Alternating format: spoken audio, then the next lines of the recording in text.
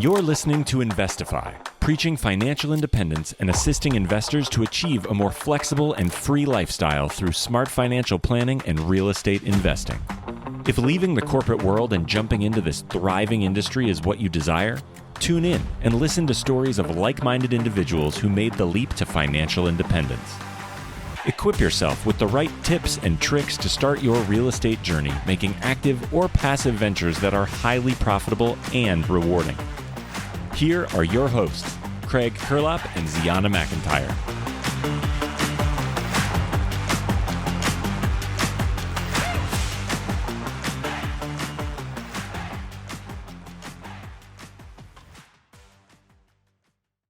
What's going on, everybody? You are listening to Investify. My name is Craig Curelop, aka the Fi Guy, and I'm here with my co-host Zeona McIntyre, aka Z Money.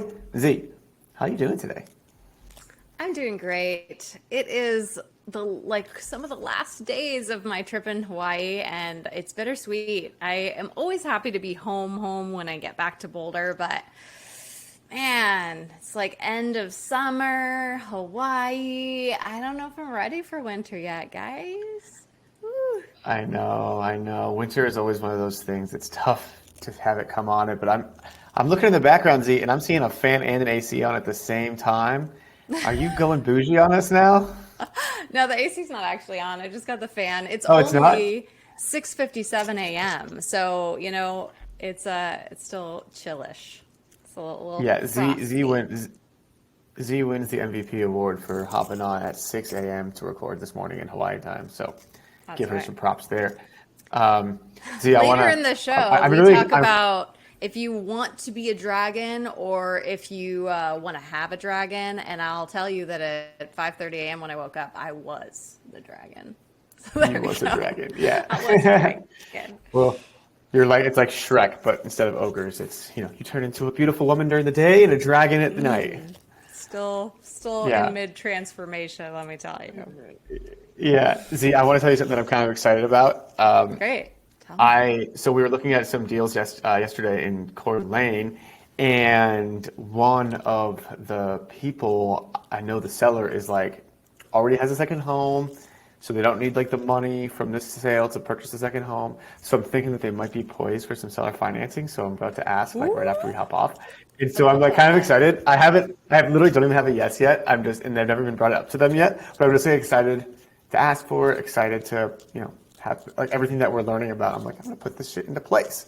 And That's right. Take action. I'm doing it. Z's doing it. Yeah. That's right. Speaking of taking action, we've got a young gun on the show who's taken action extremely quickly. This dude was born in the year 2000, which is just weird to me because I feel I don't know, I just feel those people shouldn't be running around with actual brains yet, but here we are. But yeah, not fully formed till 25. Yeah, that's right. That's why they can't rent a car by that yet. But all right, let's bring Bailey on the show. Bailey Kramer, welcome to the show, my friend. How you doing today, dude? I'm doing fantastic. Thank you guys both so much for having me on. Yes, both. Yeah, look at you guys both Craig. Matching with your matching headphones, your matching AirPods. Isn't that totally 2018? Those aren't cool anymore. Whatever, Craig.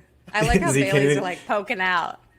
Yeah, they look like I know, everyone makes fun of me for how I wear them. Everybody makes fun of me for it, but they work. Those are his whiskers. He's got to make sure he fits through the door. Anyway, speaking of whiskers, and Bailey, we want to hear all about your financial independence journey. And so, why don't you take us back to the beginning as to where it all started and how you first heard about financial independence? Yeah. So to take it back, I was always interested in entrepreneurship.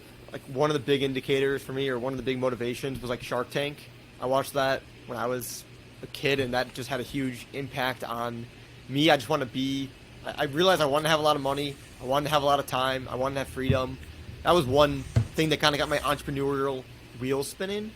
The second thing is my parents, or actually my dad, worked a W-2 job, corporate job, for his entire life. And to make the long story short, we moved a couple times because he got a promotion, so that was awesome, right? No one complains about a promotion, but So we went from Florida to Wisconsin, back to Florida, and then we, as a family, we were like, we enjoy being in Wisconsin more than we like being in Florida. So since my dad had the golden handcuffs in Florida, he would commute back and forth every single weekend from Florida to Wisconsin. What? And yeah, it was It's intense. did it for about, I want to say 7 to 10 years, or 7 to 10 years back and forth. And I didn't know what financial independence was at that point, but I realized that that was my okay, I cannot work for somebody else or be tied to a location. That was my big, like, holy crap, I cannot do that. As far as like financial independence goes, I think something that really opened my eyes up to it was the 5-hour work week, where I was like, okay, I can kind of combine my desires to not do what my dad did as far as just like not have a corporate job, but then use some of the things from the 5-hour work week to have independence. So those were two big factors for me.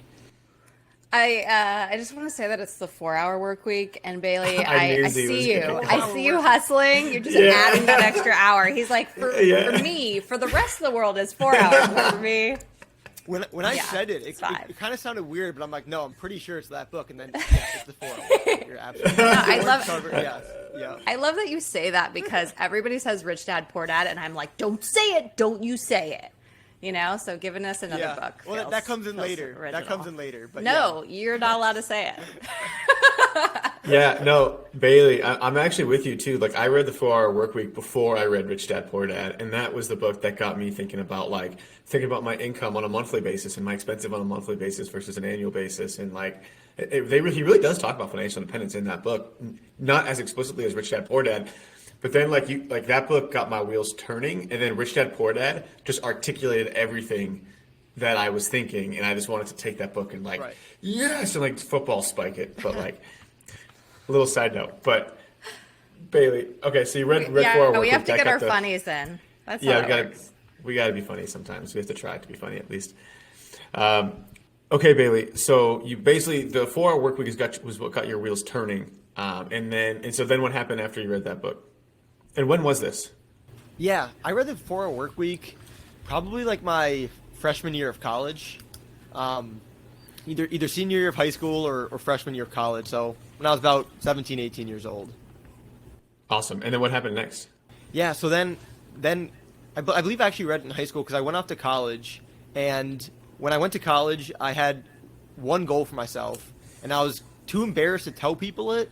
And when I tried to tell people it, no one actually believed in it. And it was that I was going to finish college, not get a corporate job, and just build a business in college that I could run after. So I wasn't going to retire after college, but I was going to have a business. And every time I told someone that or indicated it, they're like, "Oh yeah, that's cool. But like, what are you going to do after college? Like, what kind of job are you going to get?" So no one that I talked to really I guess encouraged that. So I kind of just kept it to myself. I made a video though of me talking about the idea that I posted recently to kind of show the full picture. But yeah, that was my goal. That was my mindset. Then my sophomore year of college. So freshman year, nothing really happened. I just kind of went down YouTube University looking at business models and stuff. Then my sophomore year, I read the book Rich Dad Poor Dad, and that's when I was like, holy crap, this real estate thing, like this is the path to get me to what I learned from really like the 4-Hour Work Week and the whole idea of financial independence. I was like, I see the path through Rich Dad Poor Dad. So you're like, this is the business that I'm going to start. Yeah. You know, it's like you have to figure it out. Yeah, it was like a perfect match, I thought. So then I was like, okay, this makes sense. Let me learn about real estate because no one in my family does real estate investing or anything like that. So found Bigger Pockets. That was like, just looked up online how to get started in real estate investing. Bigger Pockets came up, went down the whole Bigger Pockets University of podcasts and webinars and their forum. And then I was like, okay, I felt like I've learned a lot of different things just from listening to their podcast. I ended up networking with literally hundreds of people through Bigger Pockets, just messaging through people. The forums. Hey, I'm interested in real estate. Yeah, in the forums. would sort by people who were like nearby me and had like certain indicators. Cause I was like, I'd listen to a podcast. I'd be like, oh, multifamily sounds cool. Let me look for multifamily people. So I just started networking. And then ultimately I was like, you know what?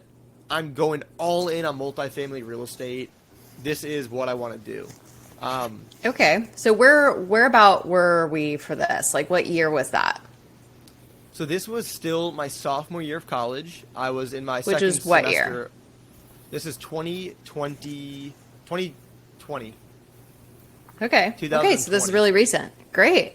So you Yes. didn't think, oh, I'll just like buy a house and try it out. You were like, let me get right into apartments or something bigger than that. That was my initial thinking. Okay. Because And basically why? Yeah. To be honest, with multifamily, and just a spoiler, I don't do multifamily right now. But when That's I fine. first got into it, I saw all these people on social media talking about how much money you can make on multifamily. You know, I heard numbers like $100 million assets under management. And Yeah.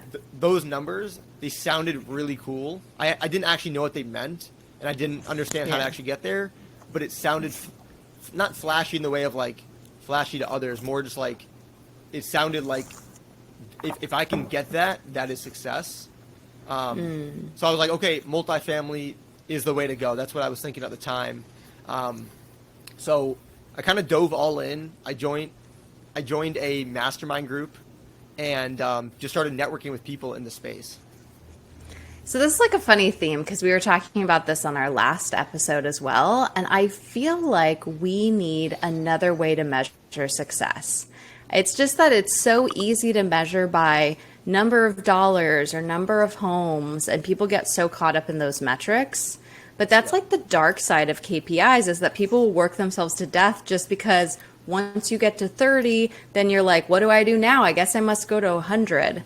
Right? And it doesn't actually mean anything. 100 isn't more happy, right? So I don't know where the rest of your story goes, but I'm just like talking to the listeners going, if you're early in, don't get stuck in that trap. Figure out what the metrics are for you and measure whatever's important, the happiness or, you know, your health or whatever else, right? Because all we need is financial independence.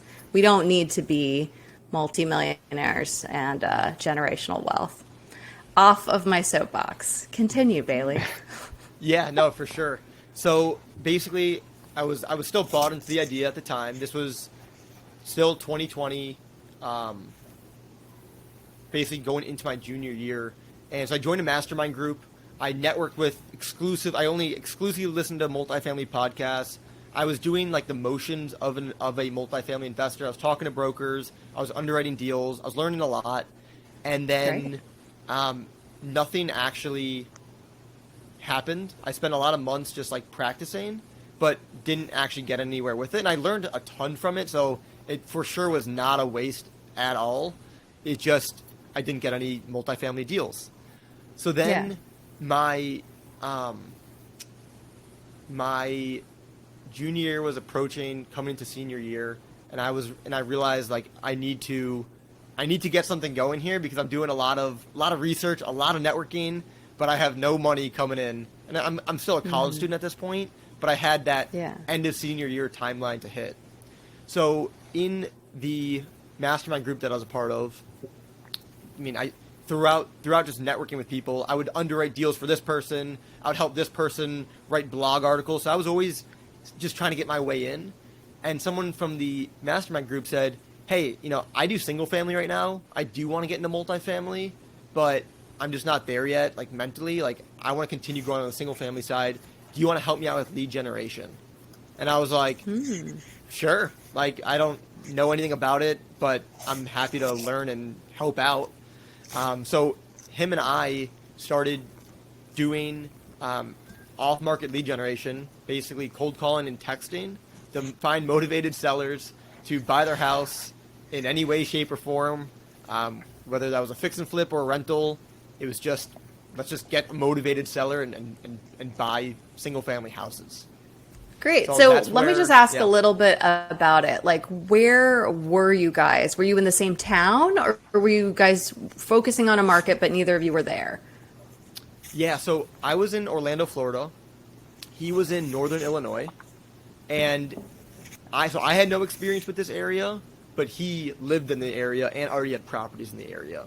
So It just gave me a decent comfort of, okay, he has properties there, he's experienced. It was only about an hour and a half away from where I lived in Wisconsin, where my family lived in Wisconsin. So it wasn't some like random place. It was slightly random. Sure.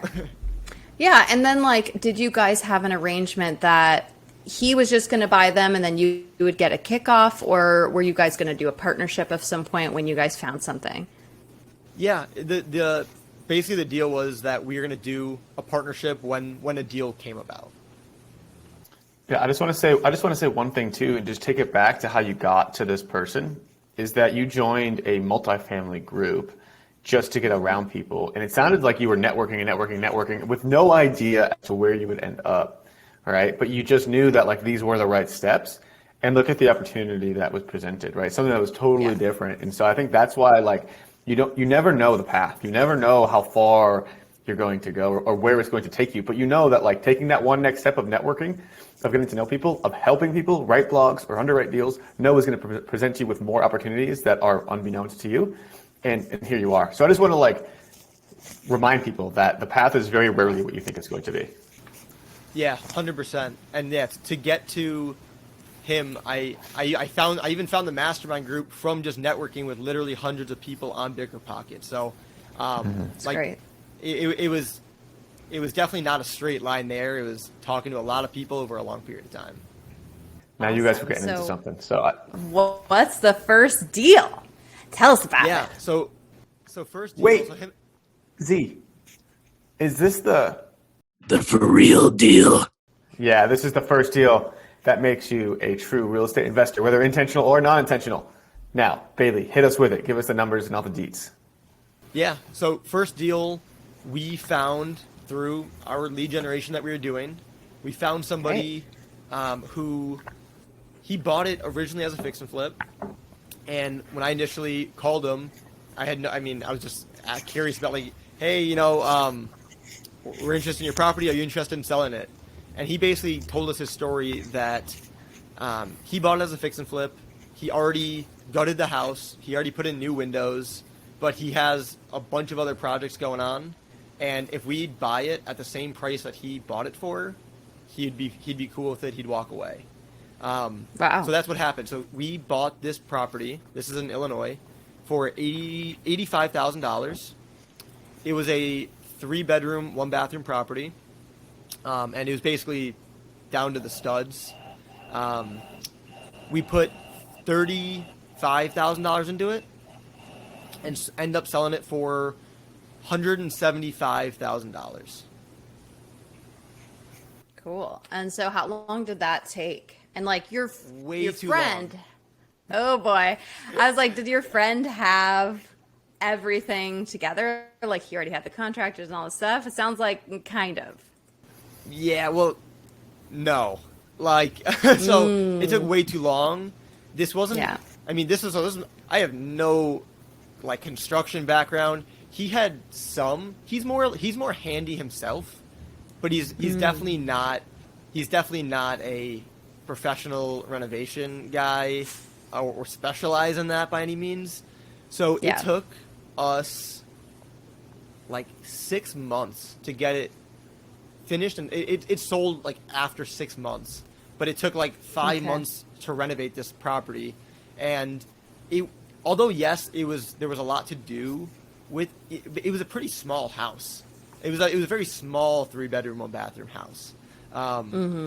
So it took way too long, and we just learned a lot. We fired a lot of contractors. A lot of people didn't show up. Things went over budget. So definitely was not a perfect flip by any means. What's kind of funny is that it seems that everyone has something in common in their first deal, is that they royally mess it up somehow. Whether it takes too long, it's too much, they bought it too high, they sold it too low. But like that's not the point of your first deal. Like you're not in your first deal to make $1 million, right? It's really just to gain the experience, because there's some stuff you can't learn from a book, you can't learn from a podcast. You can only learn it by doing it and being in it. And that is the first deal. Your first deal is paying your dues, right? So you went to college. Hopefully you didn't pay too much, but like you paid there, and then you got to go pay your dues again in the School of Real Estate. So that's kind of what this sounds like. Yeah, for sure.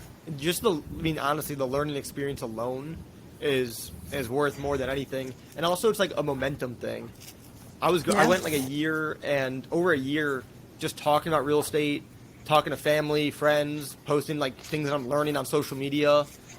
But it got to a point where it was like, geez, I've been talking about this for a long time, but I got to actually buy real estate. Like, I'm just talking about it. I got to do it. So that one, the money was cool, but it was more just the experience for sure. Great. So where did you guys go from there? Did you like still want to be with this partner and then this market, or what happened? Yeah. So after that deal, from when we started our lead generation, like just texting and calling people, it took like 2 months to finally get this one. But after we got this one to say yes, the momentum started to build super fast. So from February, when we closed on this deal, till June, we bought 5 more houses, all within the same relative area. And one of them was a long-term, another one was a fix and flip. 2 of them were long-term rentals, and then 2 of them were short-term rentals. Cool. So I just want to highlight that that momentum is really important, right? So it's like this happens with people that are new agents and also new wholesalers or investors, right? It's like at first it seems really slow, but what you don't realize is like you're putting a lot of little like stakes in the fire, right? Because like some of these take a little while to burn. And so even though it took 2 months, it was like you got all these leads and then they started like building over time because now people are getting the mail or now something's happening in their lives. So I would say like don't be discouraged. If you're going to do something like this, give yourself a year or two if you can. Yeah, and just to add to that too, like you're by actually taking action, you're no longer a tire kicker, right? All of these agents are just hearing people that may or may not be interested, or they're really just like intrigued, but they're not really going to do anything. And so once you start doing something and you've got a record, people will be like, "Oh, dude's going to take action. He's legit." And so then that happens. My question there is, how do you buy 5 deals in 4 months or whatever that is? Like, how do you finance all that? How do you know? Yeah, for sure. And the financing piece comes back to the group that I joined and the people that I networked with. So we raised, all the deals, all 6 of those properties were first of all, they were creative finance deals.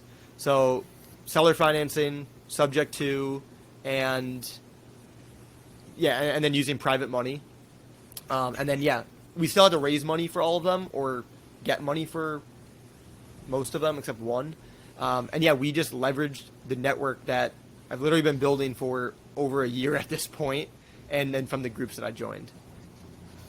So that's great. Let's go in a deep way because it sounds like there's some really cool tools in here that people could benefit from. So let's just go into deal number 1. How did you finance that $85K and then the $35K to do the renovations?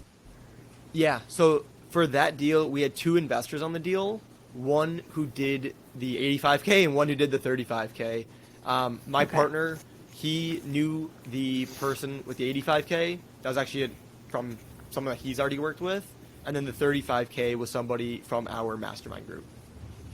Okay, so even though it like netted $50K, you probably had a bunch of holding costs with different people and your time. So what did you guys actually walk away with? Because I think people think flips make more money than they do often. Yeah, to be honest with you, I don't know the exact answer, but I can tell you it was nowhere near $50K. If I had to give a rough estimate from it, probably like 10, maybe 15, but it was, I think, in like the 10 range. It was not by any means a home run deal. And think about this too, is like $10K, but it took me forever to sell the deal or to actually like finish the deal. And in that time, it's like you have those like, oh my God, well, what if the market turns? What if this? So it was a decent payday, especially for me being in college, but it was no glorious, thing. Yeah. And how'd you set it up with your partners there, with your lending partners? Did you pay them like interest monthly? Was it just like a lump sum at the end? Like, how did you pitch that and structure that to them? We just did lump sum at the end, and Okay. we just did lump sum at the end. Cool. Great.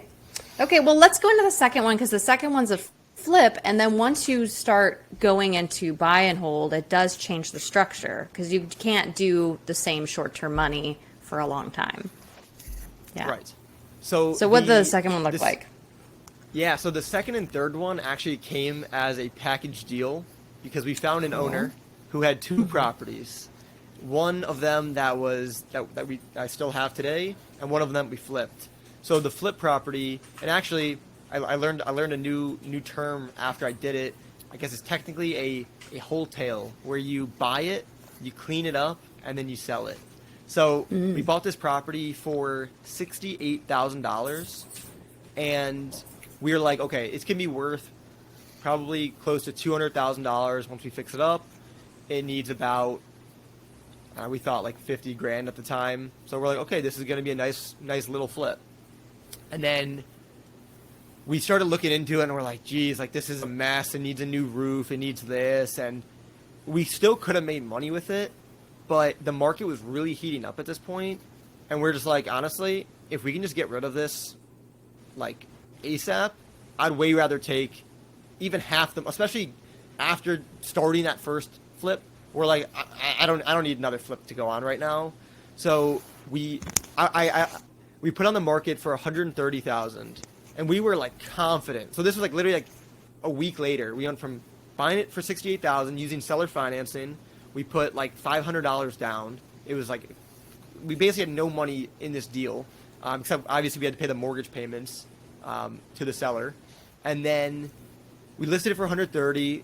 Within a couple days, we had an accepted offer at $120,000. And we were going crazy. We're like, this is the greatest thing ever. But of course, nothing goes according to plan. So that buyer backed out after like two out of like if they were to close in 3 weeks, they backed out the second week. And we're like, oh my god, that was like one of the worst feelings ever. So I thought it was. So then we relisted it. Got it under contract literally a couple days later, and that person backed out as well. And at this point, I'm just like, geez. And we lowered the price, so we went from it was 130 under contract for 120, and I think we eventually got it under contract, or we got it under contract for the second time at like 110.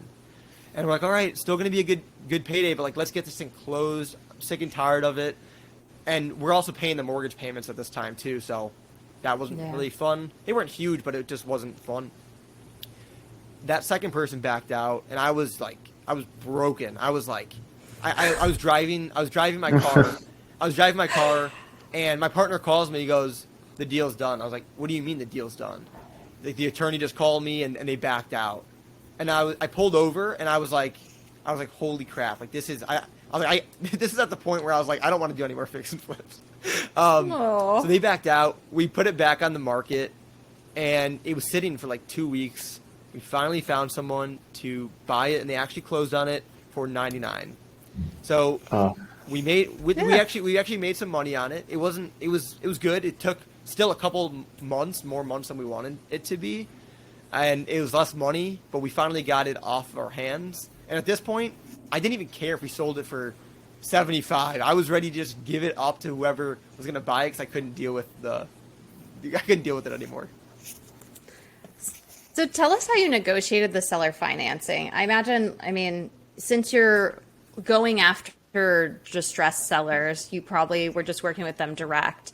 But what did you propose terms, or did they have some ideas? Where did you kind of get those ideas from?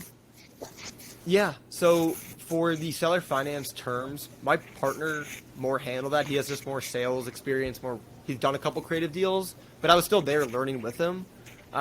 So essentially we'd ask them, or he'd ask them like what they want for pricing, and we say, yeah, we can do that pricing, but it's got to be on terms. And then we'd sometimes propose the terms, or they would.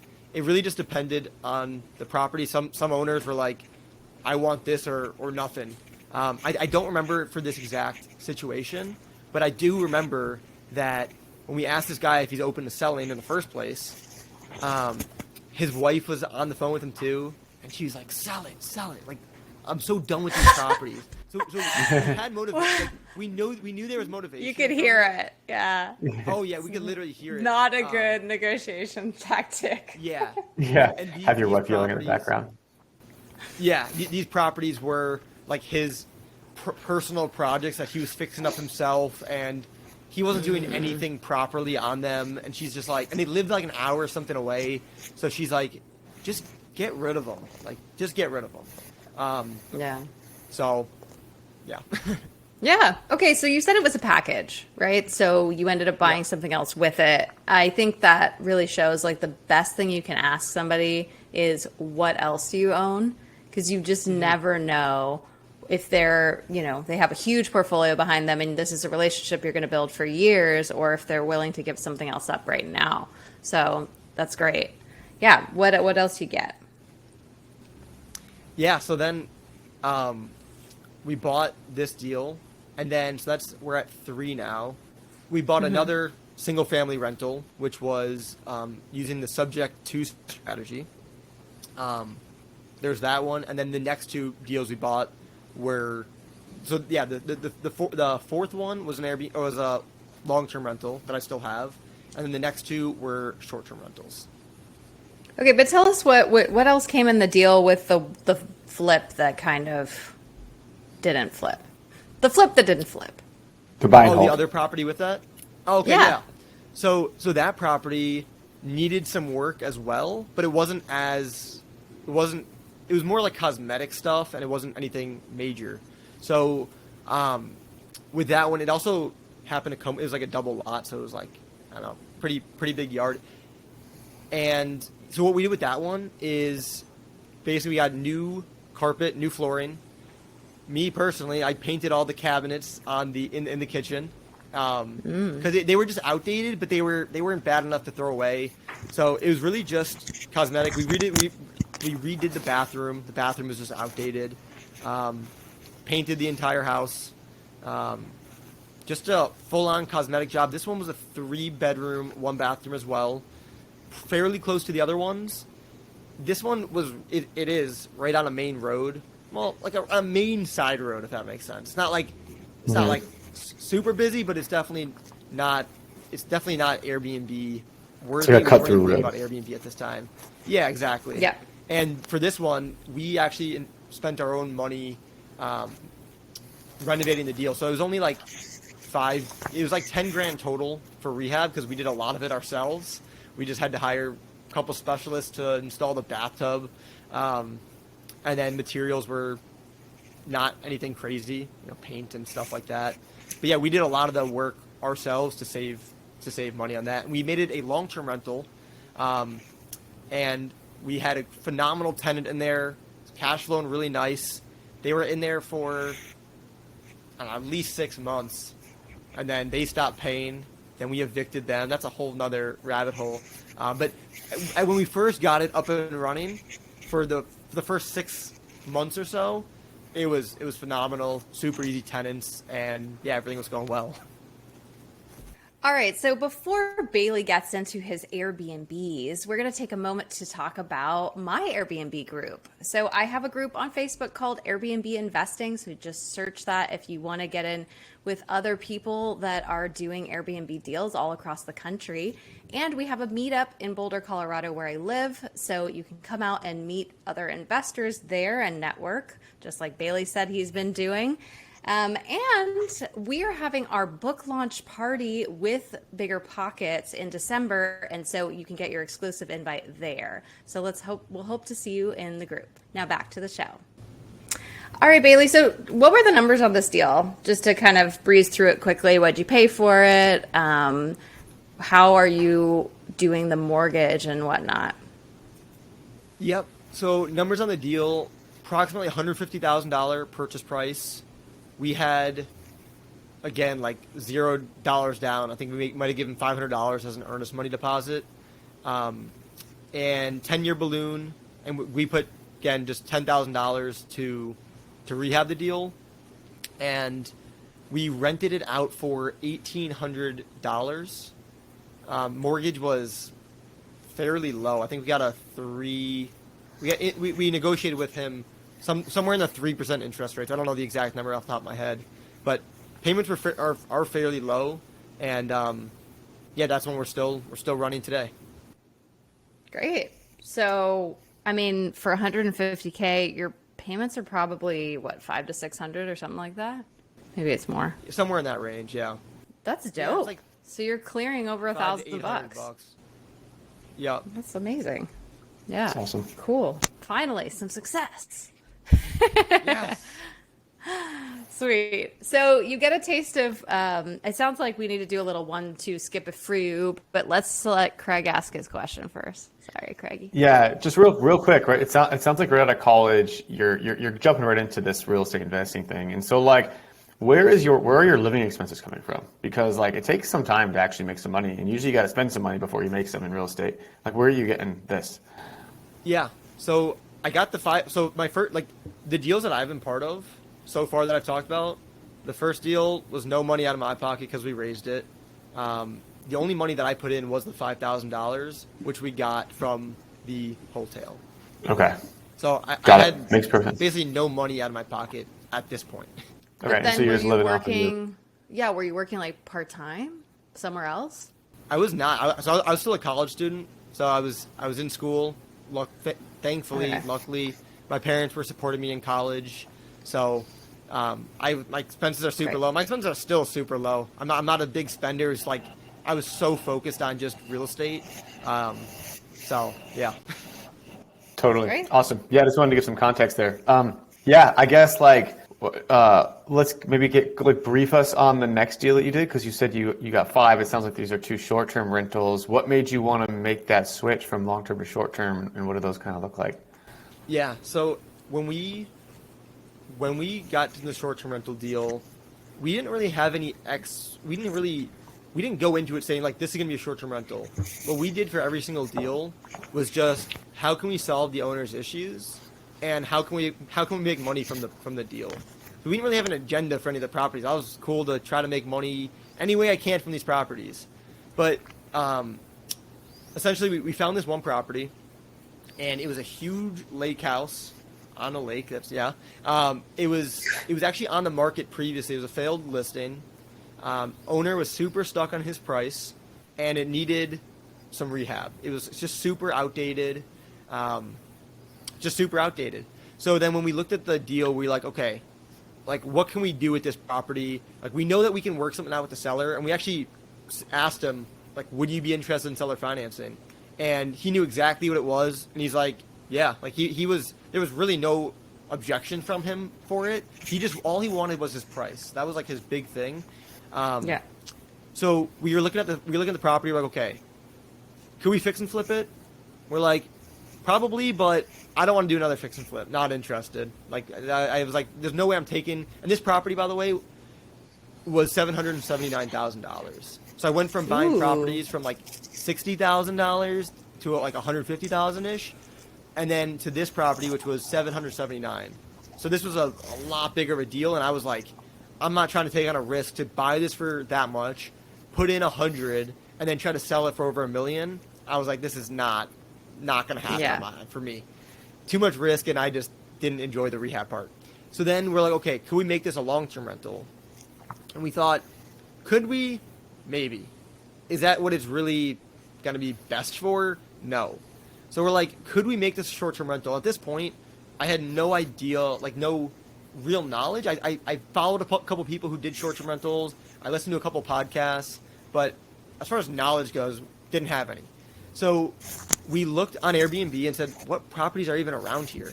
And our next door neighbor's property popped up. So we're literally at this property, and we're like, okay, the one that we're looking to buying was bigger, it was better, had better amenities, could fit more people, and we just said, okay, our neighbor had his property listed for $1,300 a night, and we said, okay, what if we can just do, and this was in the summer, so this isn't all year round, but he had a $1,300 per night, and we could see from his calendar it looked like he was getting booked. So we're like, okay, what if we just did $1,000 a night? Like ours is bigger and better, but like let's just say we did $1,000 a night, and we just said, okay, how many days in the summer season are there? And we're like, okay, like there's 90 phenomenal days, and then probably 120, 140 other total decent days. And then we have winter, which we know is fairly dead. So we're like, okay, if we can do $1,000 per day for like 75 days in the summer, and then we can do just the weekends in the winter at like $500 a night, we're like, okay, if we can just pull in like $5,000 in the winter and then this in the summer, like this deal is going to work. So that's really all the analysis we did on this first one to give us a little bit of confidence that this deal was going to work. We knew that it was a good area people would like. We just didn't know on the revenue side. We did raise some capital for this one. We brought in a couple partners. So we raised $180,000 total. And $100,000 of that was for a down payment. So the percentage was like 12 point something. He just wanted $100,000 down. That was his thing. So we're like, all right. And then we spent $80,000 rehabbing the property, which included a brand new roof, all new bathrooms, painting. There was a tennis court on the property. We turned it into a basketball court. Whoa. What else did we do? We did a lot. The driveway we even fixed up a little bit. It was very outdated. And then obviously we have to furnish this thing because it's a short-term rental, which we had no experience. I had no idea how much it was going to cost to furnish it. We kind of just went the Facebook Marketplace route. I went to Goodwill, got a bunch of stuff, and this is like it's not a super nice property, but it's a big and expensive property. So we bought a couple new things like dining room tables, beds, but the couch I picked up for free on Facebook Marketplace, and we were extremely scrappy for this first short-term rental deal. Great. So how did it end up turning out? Oh, sorry, Craig. Awesome. Nope, I was going to ask the same thing. Oh, okay, cool. It turned out a lot better than we expected. So we started at $1,000 per night, and again, this is in the summer, so these are the best months of the year. So we started at $1,000. We were getting booked up pretty fast. So we're like, all right, let's go $1,300. All right, let's go $1,500. All right, let's go $1,600. And then at that point, the season kind of ended for summer, and we had to lower our prices for the winter as expected. But we said, we did pretty good in the summer for our first launch without professional pictures, without having any idea of what we're actually doing. What if we made it $2,000 for next summer, which was this summer that we just experienced? But to go back a second, in like July, the property brought in like 20-something thousand. In August, it brought in 20-something thousand. So going off of our initial projections, we were actually pretty decently accurate. Aligned. Yeah. We were actually pretty accurate, but we didn't have the amenities that we wanted. We didn't have the photos. We didn't have the experience. So we knew that we could And it do was 2021, which is the best year ever. Yes. Well, that's what we thought. So, Okay. It was a good year. But then we're going into winter, and we were actually doing pretty well according to expectations. And then we made our prices $2,000 per night for summer, which was just a couple months ago in 2022, sorry. And in like October or November, we got a 10-day booking or 7-day booking for $2,000 a night. And we're like, for next summer already. So someone booked way in advance at our crazy high rate. And I was like going crazy at this. I was like, I cannot believe this person spending first $2,000 a night for this property this far in advance. It was unbelievable.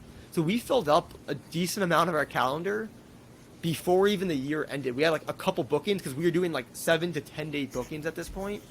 So it only takes a couple of those to fill up a month, and then a couple more to fill up your summer, which isn't a very long season. So we ended up doing like around $40,000 to $45,000 per month for June, July, and August for this property. So Dang, Wow. that's awesome. yeah. So this is Crazy. definitely a cool one.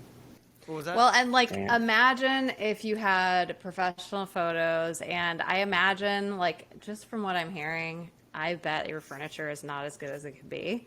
So, like, imagine if you like really reinvested and kind of put some real energy in there. This is a Yeah, polite so we way of did. me saying that your place looks shitty. I don't know. Let me send me that listing. I would love to take a look. Yeah. And This the furniture is pretty similar, but we did reinvest a lot into the property. So we have a volleyball court now. So sand volleyball in the backyard. It's super awesome.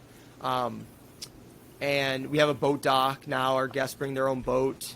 We also offer a boat rental, kind of like a third-party company, but so it's not us. But we've definitely made it a lot better of an experience for sure. We could still definitely reinvest in some more furniture, but we're still getting booked. So I don't know. We're rolling with it.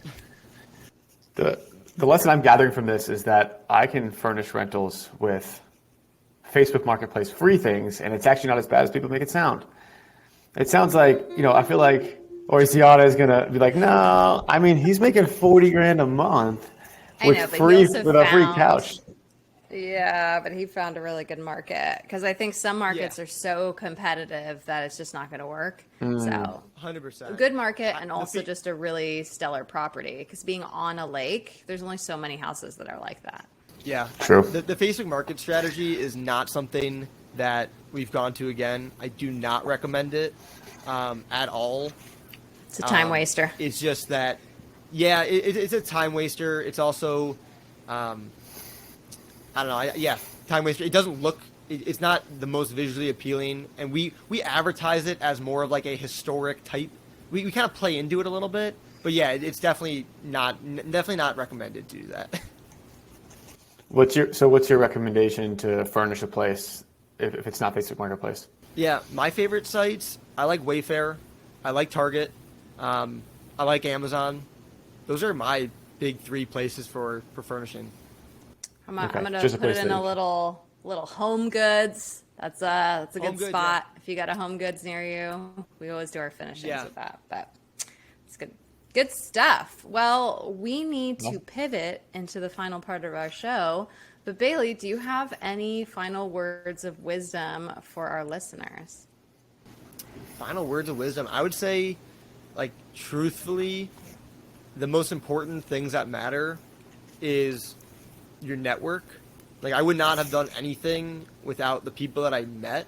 So you don't need to network to start. You don't need to have a network when you begin, but you need to start networking when you begin. That's number one. And then number two, just know that your first deal is not going to make you rich, or don't have that expectation. Just go in and have it be a solid deal, but don't go, it has to be perfect or nothing.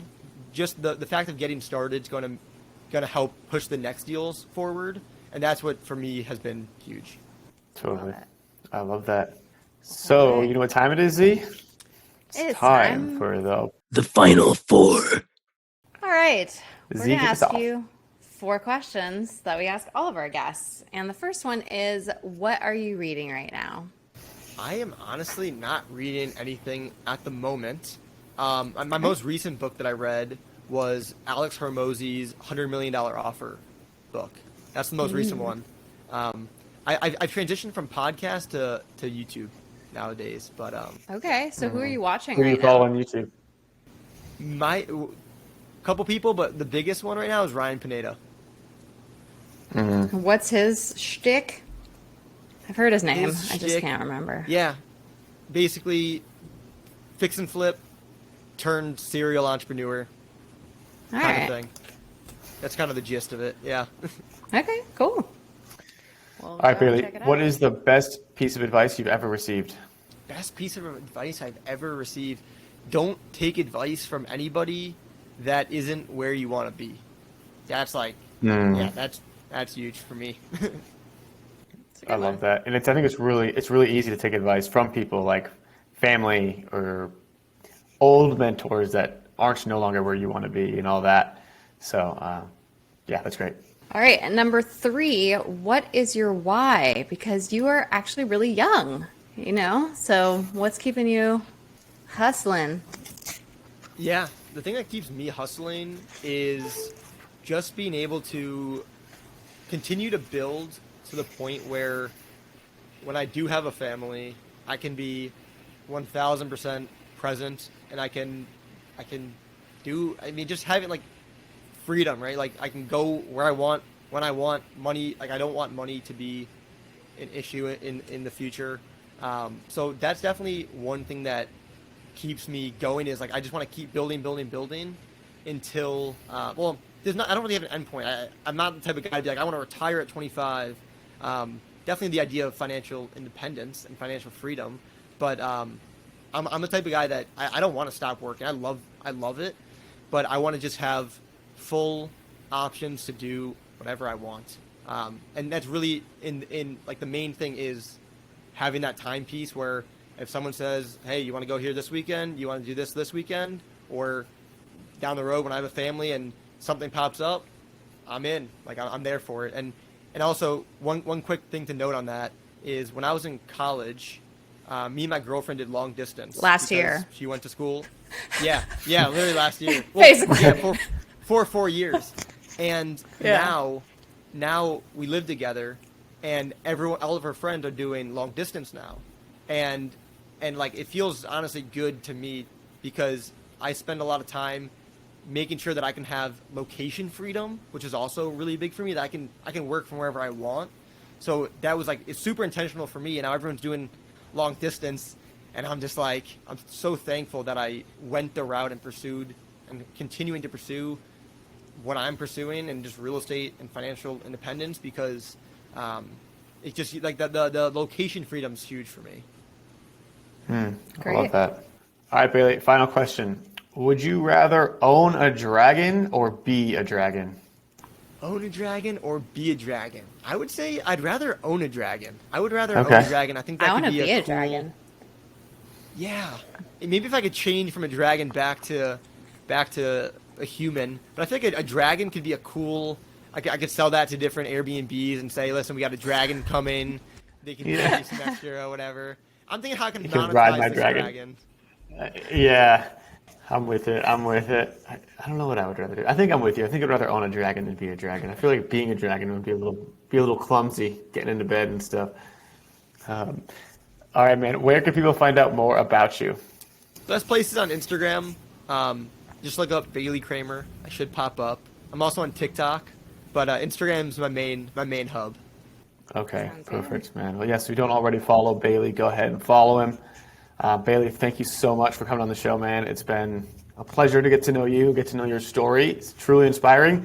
And how old are you? I don't think we ever actually got that, but you seem like you're really young. I'm 22. 23. Amazing. 22. Damn. So were you born in 2000?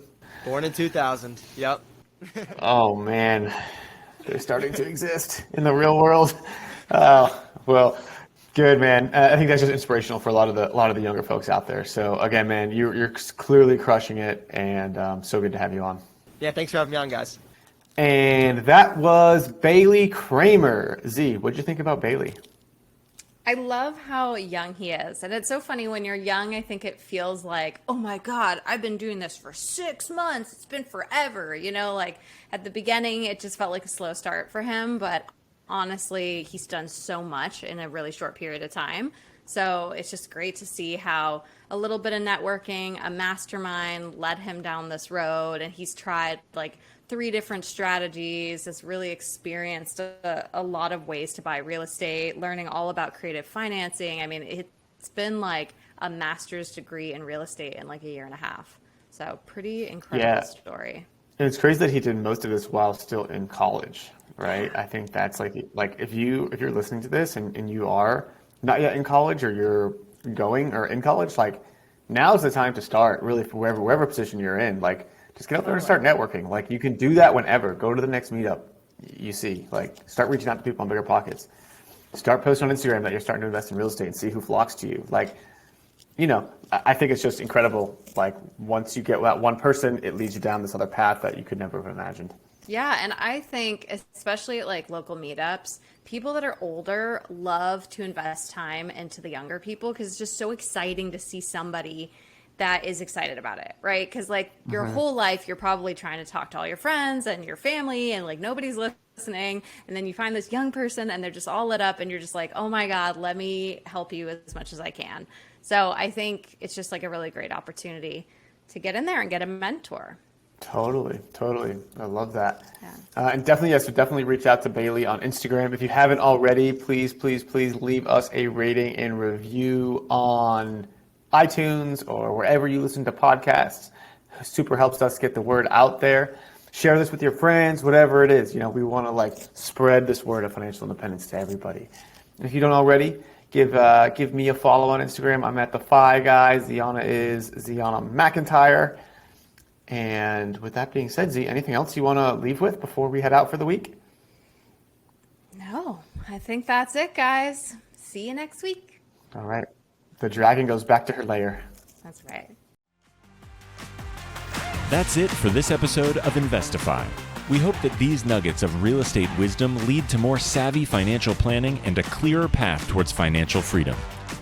For more content like this, subscribe to the show at investify.com.